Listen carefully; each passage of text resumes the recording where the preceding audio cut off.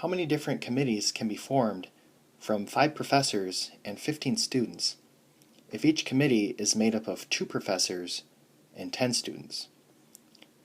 So this is a two-part question because we are dealing with 2 separate groups of people.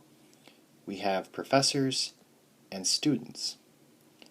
And because we are forming a committee and there's nothing really to distinguish the different committee members, besides being a professor or a student, that is, we are going to use combinations.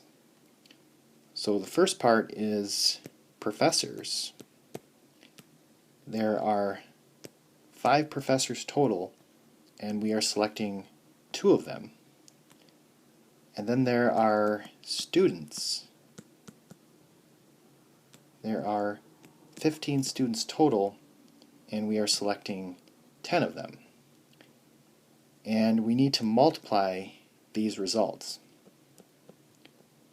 So 5C2 is 10, and 15C10 is 3003. So if we multiply these, our final answer is going to be 30,030.